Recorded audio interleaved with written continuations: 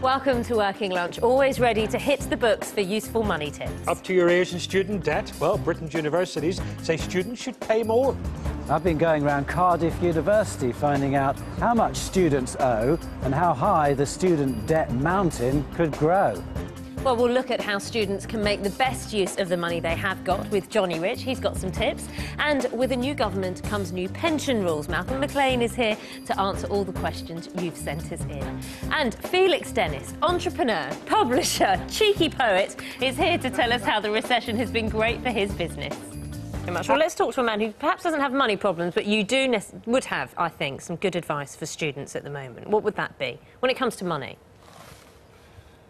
Well, first of all, I mean, the real problem is not the one that John has addressed.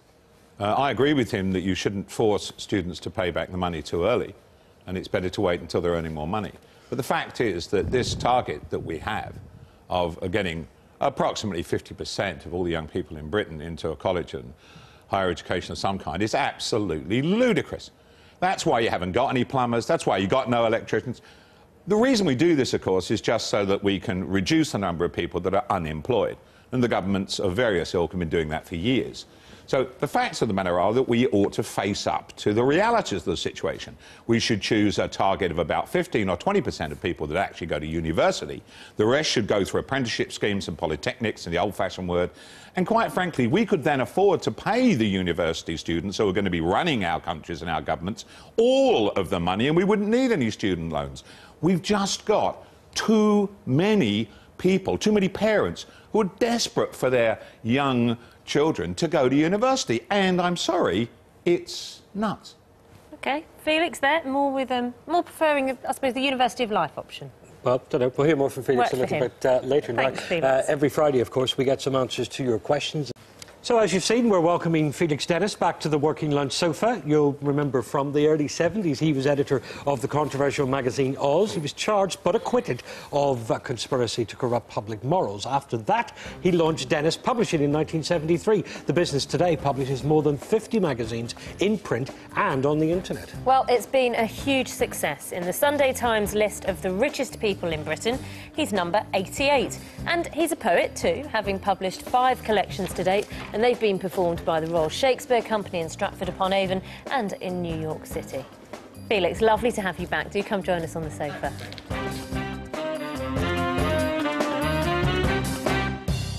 How are you?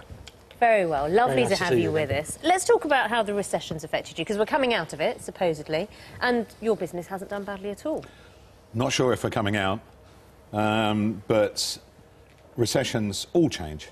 It does throw up as many opportunities as challenges, and I don't think we're that unusual than as publishing. In fact, I think a lot of companies have seen this time as a time of real opportunity. Of course, it's opportunity at other people's expense, but hey, we live in a kind of capitalist system. And that's business. So how have the opportunities presented themselves to you? Opportunities to have meaningful discussions with vendors about their prices. You've been able to twist a few arms. Opportunities to acquire companies that have got themselves either in trouble because they overexpanded and have too much debt, or are feeling very lonely out there. In good times, it's OK to be an independent with just one magazine or 2 magazines or a couple of websites. It's not so good when there's a chill wind blowing, so we take those into the fold, and others, quite frankly, just going down, virtually going bankrupt, and us going to the receivers, the administrators, and buying out their assets and so on. So it's been a very busy 2 years for us. And you've been acquiring some, we were talking with you earlier in the week, and did you mention Land Rover Monthly? Is that one of the ones you've acquired? We've got a lot of car magazines. We've got huge ones like Auto Express, which is the biggest car weekly in Britain. And we've got all the classic ones like Octane and Evo and all this kind of stuff. But I've got to say that living in the country myself, I was absolutely delighted when we managed to acquire Land Rover Monthly. And this is a typical special interest magazine. It does make very good money, run by a wonderful and created by a wonderful couple. And we're just delighted to have this couple with us on board now. And I kind of suspect that they're pretty they're pretty keen to be in the nice warm room with Dennis Publishing and not out there on their own. But it shows where the money is to be made in publishing. It's niche, it's specialist. Is that a lesson for, we hear about the newspapers that are struggling to make money from online and their circulation is falling, and the Times is talking about a firewall and customers are reluctant to pay? Yes, it's going to be interesting to see, isn't it, whether dear old Rupert Murdoch can actually fulfil his pledge to make people pay to go up to his websites. And good luck to him. But I think this is going to be a terribly difficult thing to do. A lot of our money does come from the internet, a lot of our money. We do have easily Britain's biggest news and opinion magazine. In subscriptions, we long since overtook The Economist, which was a little personal wonder for me, because I've always looked up to The Economist all my life. It's been the big daddy. And that's called The Week. And The Week is a terrific success. It's an abridgment, really, a précis of all the news and comment from around the world. I think that newspapers are going through a very tough time. I think it will shake out. I think many of them will survive. And I do believe that the future, no matter what we say, in the end, the future long-term is digital, no matter what we say. Much as I love ink on paper.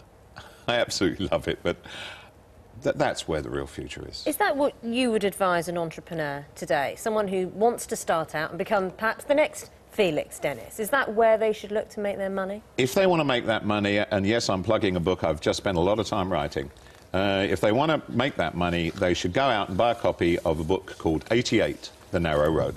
Your book? My book. Are you plugging your own book? I am, and I wrote that book, not like previous books, which were written written in amusement, if you wish, to make people laugh, and telling the vast majority of people, please don't try this, because you're going to wreck your life. 88, The Narrow Road, The Brief Guide to Getting Money. It's just for those few people, those who are utterly determined to be rich. They don't care what price they pay. They don't care who else gets hurt. They don't care if they make their families miserable. They don't care if their girlfriends or boyfriends and husbands and wives walk out on them. They're gonna be rich. If you're one of those, one of the few, you go and buy 88 The Narrow Road, and I will tell you exactly how to do it. OK, Felix. Be harsh to the ones you love, Felix. Thanks very much. You're welcome, my dear. Well, there are lots of